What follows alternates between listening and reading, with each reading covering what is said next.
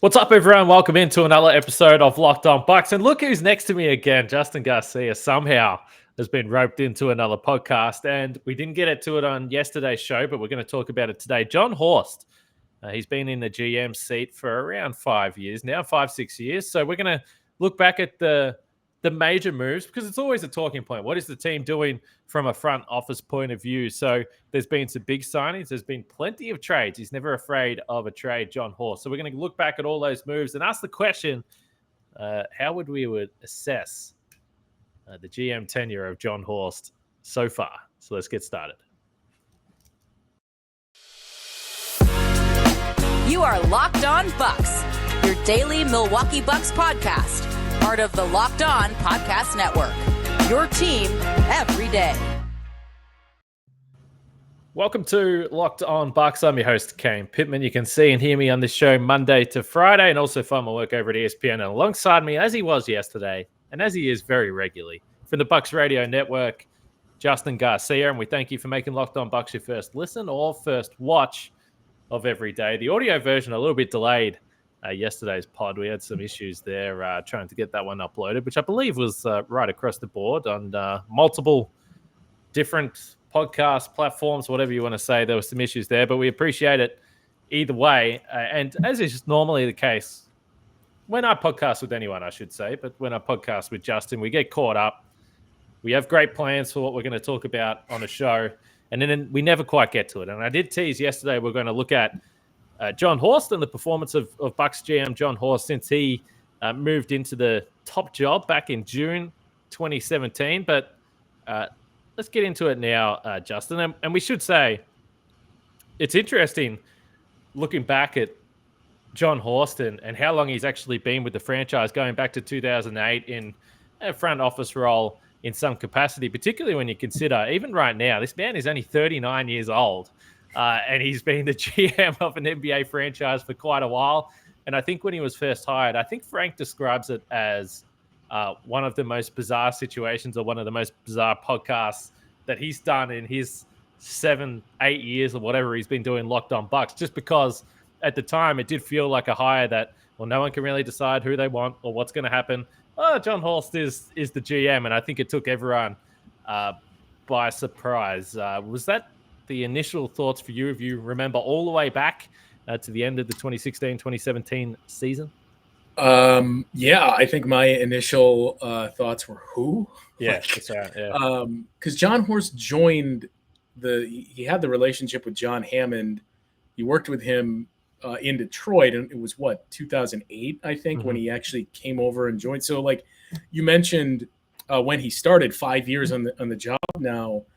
39 years old as the GM, but 14 years, going on 15 years in the organization, and he's a 39-year-old. So like he really cut his teeth and grew up here in this Bucks organization. But yeah, it was the way I remember it was a lot of confusion and a lot of uncertainty over like what does this mean in terms of what's next for the future for this team, the future of Jason Kidd, as well as there was a lot of thought that it was going to be Jason Kidd taking over. And what does this move mean for John Horst? And I mean, remember too, and granted, we've seen him land on his feet and is in, I believe, the top spot once again in Utah. But remember all the ballyhoo over the Justin Zanuck move where the Bucks lured him over.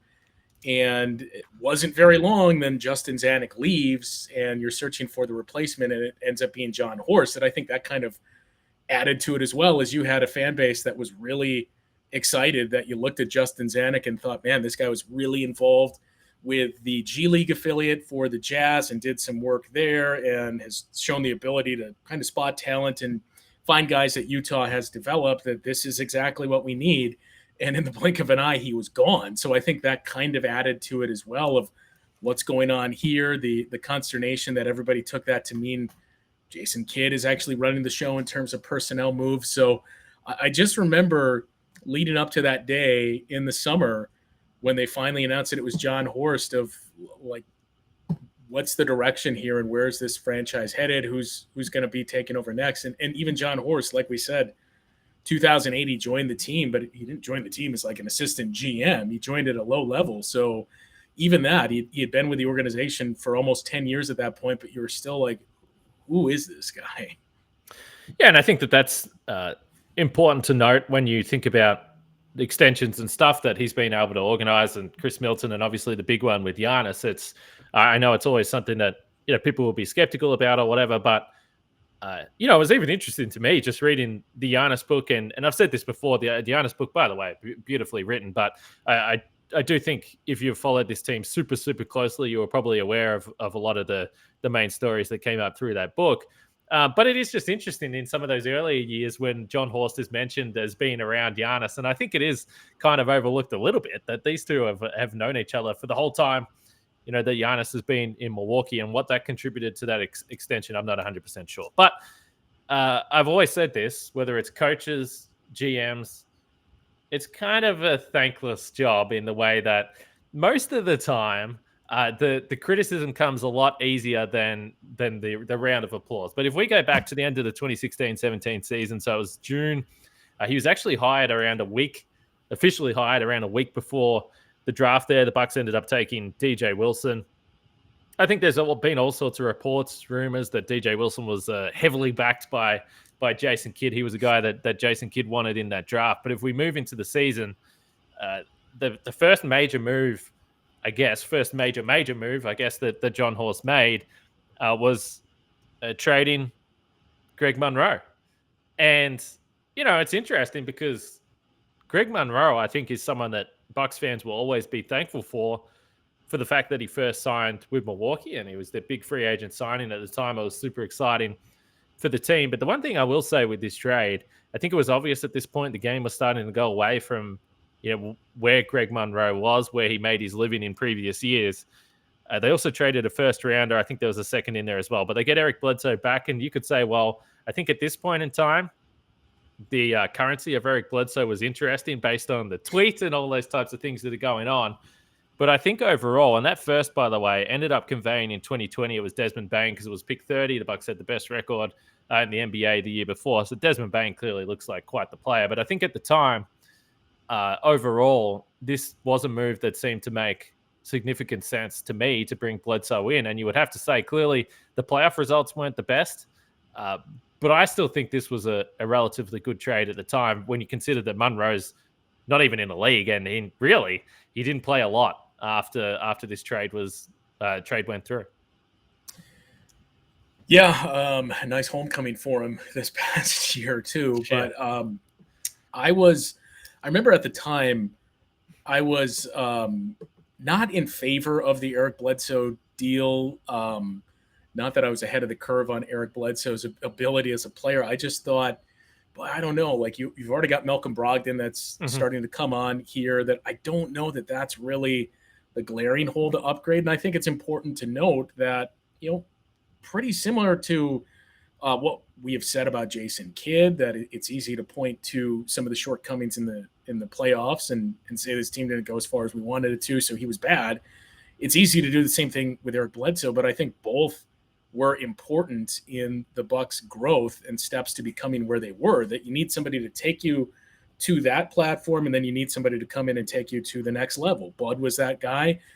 We saw Drew Holiday took the reins from Eric Bledsoe and said, okay, here's how we get to that next level. But it certainly proved to be a good deal that, the first round pick aside, you gave up Greg Monroe, as you pointed to. The league was moving away from that. And Greg Monroe never really had a face-up game, and it's not anything he's really developed either as time has gone on. So you were able to make that adjustment with the times. You saw some of the limitations of Bledsoe, but, I mean, Eric Bledsoe really helped that defense become what it was it with his ability to defend at the point of attack and take on point guards. And that's part of why that defense works so well with the drop, with him at the front and Brook Lopez protecting the rim. So overall, for the assets you gave up, yes, I know it's always tough to part with a first rounder, but that was, for his first major move, that was a win for John Horst. Well, parting with first rounders has actually become a pretty common theme for this Bucks team as we're going to continue to walk through here. And John Horst has built this roster, played a major part in how this roster has been built, which reminds me, I could use a Built Bar right now, actually, while we're doing this podcast here. Anytime I think about that word, I think about Built Bar, and we've been asking, and Built has delivered. Built granola bars are here, and I know everyone's fired up about that. Built granola bars come in 3 unbelievable flavors: chocolate peanut butter, chocolate coconut, Justin, and white chocolate berry. If you want to try all 3 flavors, you can get a mixed box at built.com right now. These are so different from the bars and the puffs. Built granola bars are loaded with granola. It's the perfect combination of crunch and chewiness. But just like the bars and puffs, these babies are packed with protein and covered in 100% real chocolate with 150 calories, 15 grams of protein, and only 4 grams of sugar. Built granola bars will change your world. Built has cracked the code to better granola. They're the perfect, healthy snack to pack into your lunch, take on the road, or eat as a snack as well. So, look, we know people have been waiting for Built to get on board the granola train, and they are there right now. Go to built.com to get Built granola bars now. Just use the promo code LOCKED15, and you'll get 15% off your order. Use promo code LOCKED15 for 15% off at built.com.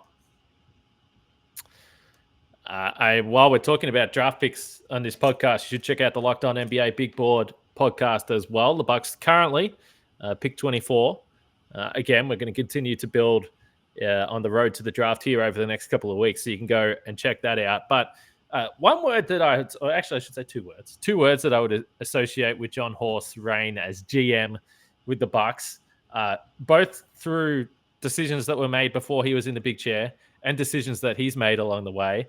Damage control, and this is a little bit of a part of it. And I think that following off season, first we should say Jason Kidd was fired towards the back end of the season. The hiring of Mike Budenholzer, which, you know, I really, even back at the time, I think there was so much optimism about what they could bring. I think there was so much distaste for the direction of the team when Jason Kidd was there that I think it did feel like the start of a new beginning, and it felt like a launch pad. It certainly ended up being that way.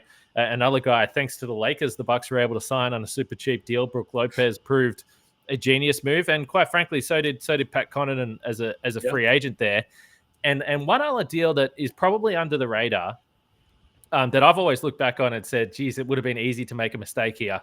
Jabari Parker deciding to waive the qualifying offer, let him go to Chicago and say, we're not going to match this. And I do think that part of the benefit of John Horst not being the guy that drafted him is maybe that there's no personal attachment to trying to recoup the value of that draft pick. I mean, we've spoken about it, and no doubt, blowing a second round draft pick, and you can say there was certainly unlucky factors there with the knees and stuff.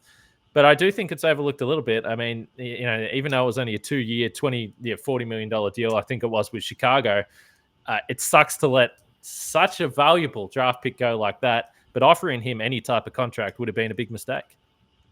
I guess in hindsight, the tough part was, if you offered him a deal and you retained him, that was an asset to trade. And that's the other kind of constant that has popped up with this team, is they don't have a whole lot of that anymore. But no, I agree. And remember how much people lost their minds over the decision to just let the number 2 overall pick walk. It's not great optics, which I get to say. Yeah. I understand that part, to say this guy was the number 2 overall pick, that you have just wasted this asset and you're getting nothing from this. But not having him on the team was the right basketball decision for the Bucks to make. But, even you mentioned the contract. Even the contract, I think, was, well, we mentioned having the asset to trade.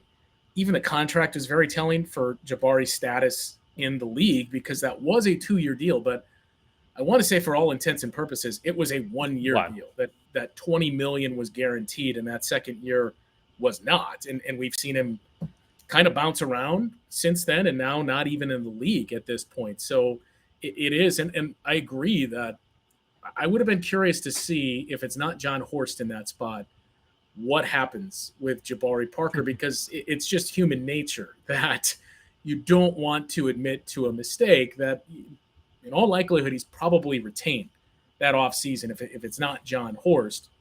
So the ability to move on from a mistake is just as important as not making that mistake, to recognize, okay, let's not continue to dump money into a sunk cost here, and let's just move on from it. And I do think if people remember back to that Boston series, Jabari was disgruntled. Should we say that in that postseason series? That was actually one of the first times. Well, that was the first time or first season that I covered the Bucks in person, and I was at those practices in Boston where, let's say that he either didn't show up or he was grumpy or he didn't want to talk to anyone. It was a rough time, so maybe that contributed to that. Adjusting to the role of coming off the bench too. I mean, That's all right. of it was. There was a lot, and I actually, even if Jason Kidd was there, I'd be surprised if Jabari was back. It didn't feel like that was a great relationship either. Early in the season, and there was a couple of big trades during this season, but early in the season, the Daly and Henson, and this is again when I talk about damage control. And by the way, everyone knows that I love Matthew Dellavedova and love John Henson, but the contracts, getting off those for two guys that weren't going to play a lot or weren't necessarily contributing a lot at that point in time. Daly was playing, but it did feel like an upgrade to George Hill, and I thought people feel about how they feel about him now and whether he should be on the Bucks next season. But I thought he was one of the better playoff contributors. I thought he was reliable. I thought he was a steady hand for a team that probably needed that.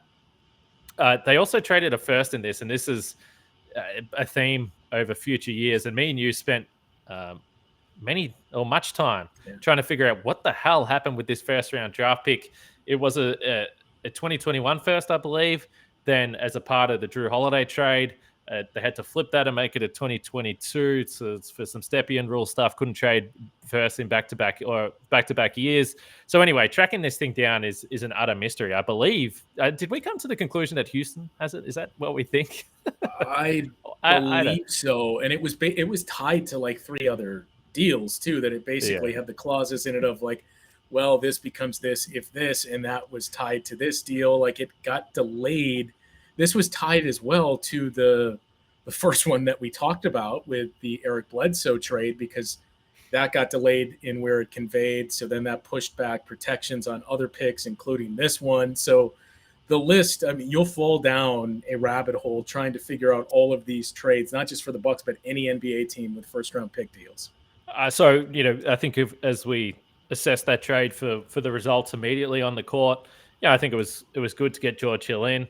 Obviously, a massive shame that you had to trade a first round pick, which as we've probably looked at in recent times, that was a blow. Thonmaker they traded later in the season for Nico Mirotic. I mentioned this on the podcast a couple of days ago, but I actually podcasted with Thon a couple of days ago for ESPN, and he said, I asked him specifically because not many people have asked him whether he did request the trade, and he said that. His people, whatever, were negotiating a way for him to either get more minutes or perhaps find an opportunity elsewhere. And I think, again, you can look at it now in totality and say, well, geez, the return for a number 10 pick from a couple of years ago wasn't great because Mirotic obviously wasn't great in the postseason and then just left the NBA. So, and by the way, it was MVP of the EuroLeague this year. So playing, great basketball. And I think, at the time, when you think about the trades that happened on that trade deadline, Marc Gasol was one of them. Was Jimmy Butler one of them? Well, that was earlier in the season. There was another trade. Tobias Harris, I think it was the one that went to Philadelphia. So there were some big names. And on the day, I remember specifically, most of the national outlets were pumped about Mirotic to the Bucks. It looked like a needle mover. It was a good deal. I still maintain it. Again, it's, the 10th overall pick, like what you did with that asset is the tough pill to swallow with that. But I would still maintain it was a good deal that you weren't getting production from Thonmaker, and Nico Mirotic was a guy that seemed to check all the boxes. And it follows a laundry list of guys that we've seen throughout the years of you bring in a shooter and he just doesn't shoot once you get to the postseason. With Nico too, the tough thing that I think some people forget about is he got injured right before the playoffs against the Lakers and came back as the playoffs were starting, or was it early in that first round series? But regardless, right before the playoffs, and then came back as it was starting, and he just never really looked like the same guy after that happened. But it was, basically you remember the deal as second round picks. I think it was 4 second rounders that they sent there. And that's the other underlying thing that's kind of become the MO for John Horst, is quietly acquiring these second round picks and using those to deal for these type of role players here. But also was this, I know Thonmaker was in the deal, and Jason Smith, who was most famous for the meme that he created here in his time. But was Stanley Johnson, was that part of the deal too? Yeah, didn't he like sign, or I don't know. I know Sam He Decker was never, involved there and never showed up to Milwaukee. There was a bunch of other, I guess, moving parts there. I think Jason Smith and cash came to the Bucks, which is always exciting when you get a bit of cash. But that was sort of what I traced that back to. One other one that I'll mention here before we move on to, I think, the most recent signings and the big ones that kind of led or helped win the championship, but later on that season, and this was a John Horst deal. So again, you talk about damage control. In his first offseason, he signed Tony Snell to that long-ass contract that, I think everyone looked at it and said, my goodness, you need to pay Tony Snell that much money. At 1201 too. And we all love Tony Snell. Do not get me wrong. Love Tony. But this deal was bad at the start, and they ultimately ended up trading a first-round pick to get off the Snell deal, and then basically they got John Lua back and then stretched him immediately, and they've only just stopped paying John Lua. So, yeah, again, when the one thing that I think you give credit to John Horst for, and I've said this the whole time, is that if he makes a mistake, he'll do whatever is necessary to reverse that mistake. But that was a bad one, and that will go down as a bad one. And anytime you have to trade a first-round pick for a role player that was overpaid immediately. And again, as you said, that deal came through quickly. That one was a shame. That was you don't look back at that one as a good one. No, you do not. And I believe the good news is you mentioned the John Lure, the Larry Sanders one as well. That I believe this is the year that all the dead money is now off the books for the Bucks, beginning with this upcoming season. So you don't want to be in that spot. And that deal is, as you mentioned, just one. Who are you bidding against for Tony Snell? I get that he checks some boxes for you, but that's the first signing you make in free agency, is retaining him. And then it's, as you mentioned, it's going to be the theme, using a first-round pick to get off of that. Certainly suboptimal, but the good news and the silver lining in that is no more dead money going forward, at least for now. That's right. But speaking of money, our friends at betonline.net is the place to go if you enjoy wagering some money on sports. And betonline.net is the number one source for all your betting needs and sports info. Find all the latest odds, news, and sports developments, including this year's basketball playoffs, Major League Baseball scores, fights, and even next season's NFL futures. You can also get next season's NBA futures. I believe the Bucks are around fourth favorite for the title next year, but you can get on to betonline.net and find out the exact odds as they sit today. And the Warriors will go in favorites in the NBA Finals as well. Don't forget about that. Head to the website today or use your mobile device to learn more about the trends and action. That's BetOnline, where the game starts. All right, one of the bigger deals, and I think all of this ties in together. The Brogdon sign and trade to the Pacers, and this was part of the offseason where the Bucks extended Brook Lopez, they extended Chris Middleton. I think those moves clearly panned out. They end up getting a first, which ended up becoming RJ Hampton, which ended up becoming a part of the Drew Holiday deal. So, like a lot of these trades, I think you end up a few years down the track being able to judge them properly. Brogdon's clearly, when he's been healthy, been excellent for the Pacers, but health was a problem with the Bucks. Health has clearly been a problem with the Pacers, and now it seems like they're going to try and get off that trade as well. They obviously traded for Tyrese Halliburton towards the back end of the season. So people will always be angry about this one. I didn't mind this one at the time. I still don't mind it now. Brogdon, clearly, you talk about value for money as a second-round draft pick, was sensational. But I think there was a number of reasons and concerns why the Bucks didn't want to pay Malcolm Brogdon. Again, uncool if people want to look back on this one and say it was a mistake. But in totality, 3 years down the track, you use that first-round pick you got to acquire the guy that put you over the top, which I think has to be taken into account.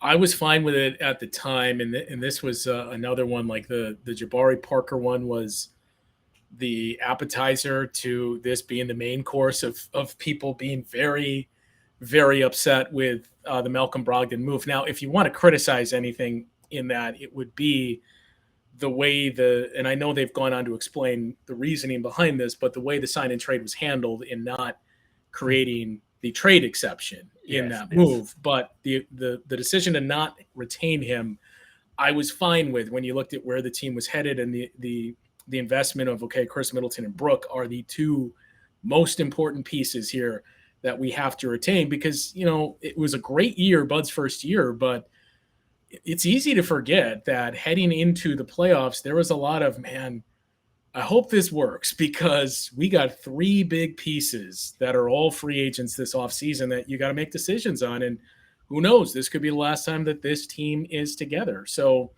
the Brogdon thing, I think it's another example of the negative being one, the trade asset or the trade exception not being there.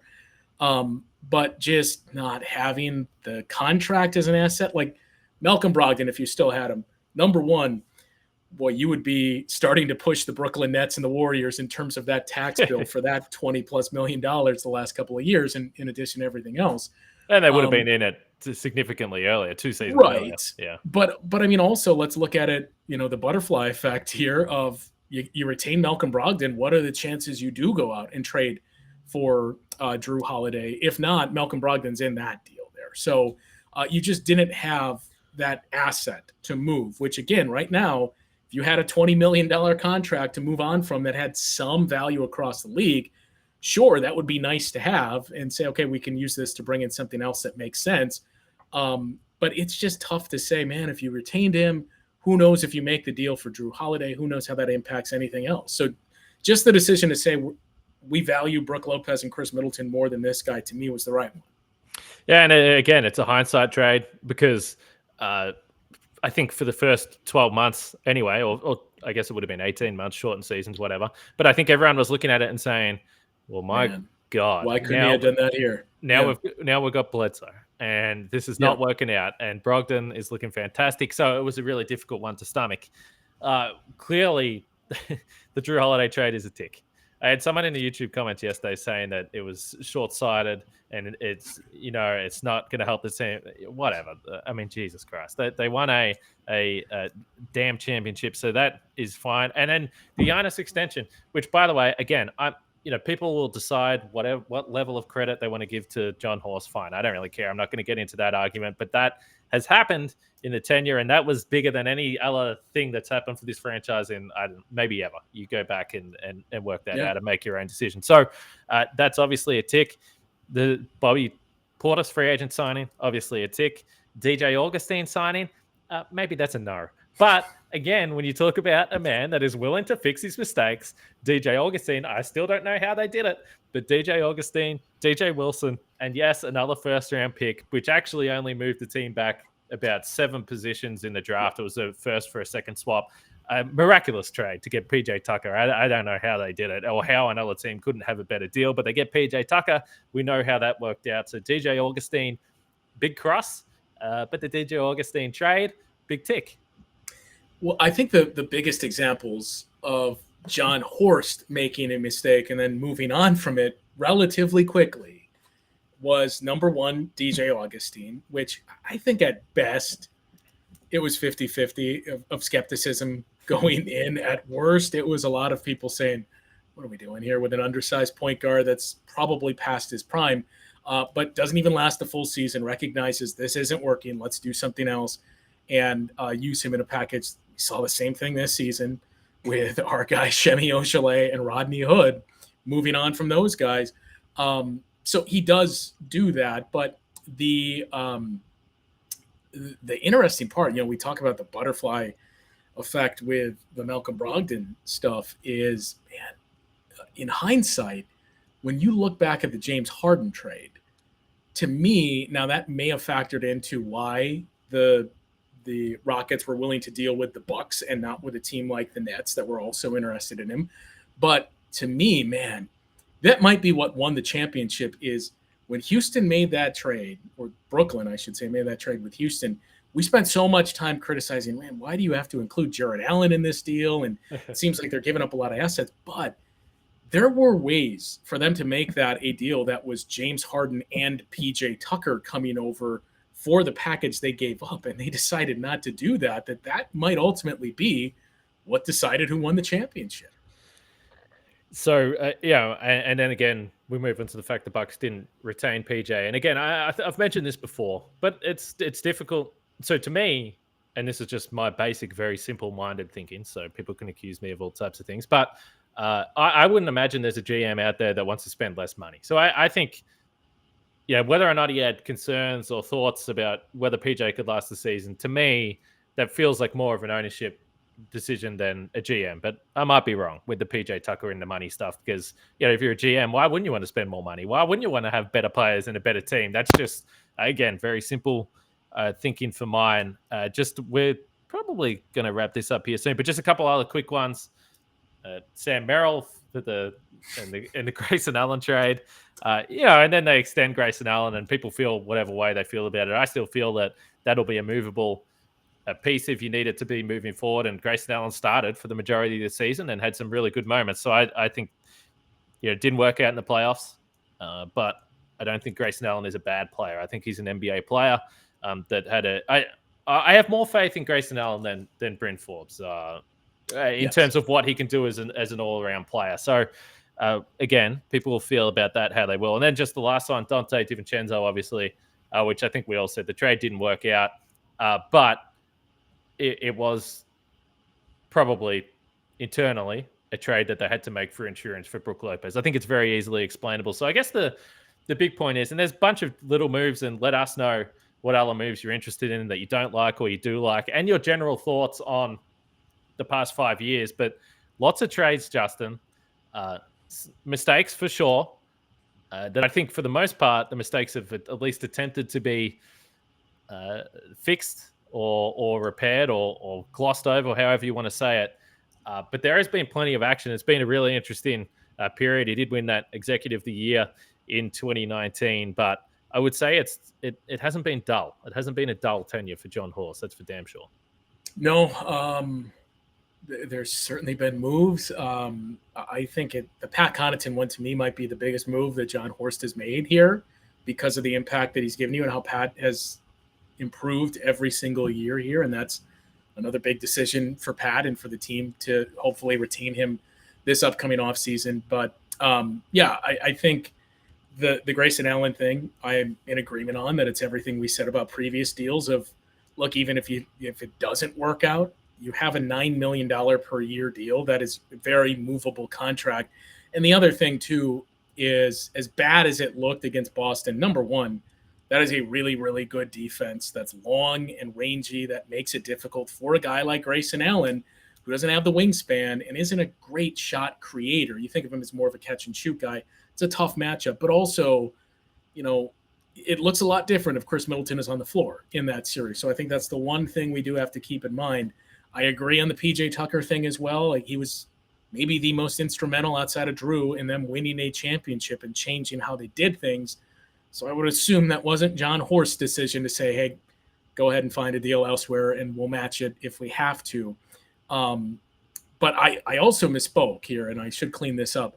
John Horst, actually, from the moment he arrived in Milwaukee, was the director of basketball operations. I thought there was another step before that happened, but he had done that for almost 10 years before becoming the general manager. So it wasn't quite the, whoa, who the heck is this guy? There was still a lot of, especially casual fans, that had no idea who he was, but he was in an elevated role for many, many years prior to getting that role. But it's just fascinating, the whole GM thing in general for the Bucks. The hiring of John Horst that seemingly caught everybody off guard. He wasn't even one of the finalists, remember, when they were interviewing for it.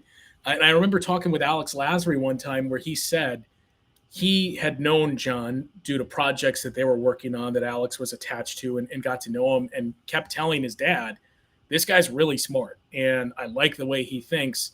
We should find something else for him and make sure we keep that in mind. So he wasn't on that initial list, and then eventually got the interview and got the job in the span of a weekend, it seemed like. But also the Justin Zanuck thing, that is, to me, one of the more fascinating stories that we talk about all these things. Man, I can't wait to read what happened there.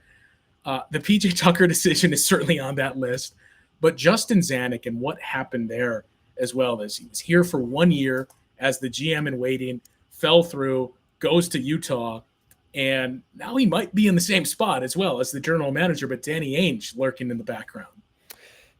Yeah, that is one story that's still a little bit of a mystery to this point. And I guess we should say the next big decision, which we've discussed and we'll continue to discuss, is what the Bucks do this offseason. Obviously, it's a tricky situation, and Pick 24 is involved in that. Certainly, as we've walked through in this podcast, trading picks or trading selected players, not exactly something that John Horst is too fearful of doing. So we'll see what they do moving forward. Make sure you check out the Locked On NBA podcast. They'll be getting ready for the finals, I would imagine. Celtics and Warriors a couple of days away, game one there. But let us know, because I know that this is a topic that when people discuss, they get passionate about. They have their one move or their signing, or there's always someone that wants to bring up Christian Wood, for instance, that we didn't even touch on. So there's all these different names that are involved, and people feel differently about that way. So we've just walked through it all, but now you guys can let us know what you think of it and what moves were the best, what moves you hated. But ultimately, if you had said 5 years ago that the Bucks were going to win a title within 5 years, Giannis was going to sign the Supermax, I think if you're a Bucks fan that had been through everything that Bucks fans had been through over the previous decades, I think you would have absolutely taken that. And that is the situation we're in now, even though it's going to continue to be tricky moving forward. So we'll leave it there. We'll be back tomorrow with another podcast, of course. Justin, I'll let you off the hook tomorrow, most likely. But, we can't rule out anything at this point in time. But for Justin and myself, we'll leave it there. I'll speak to you guys tomorrow.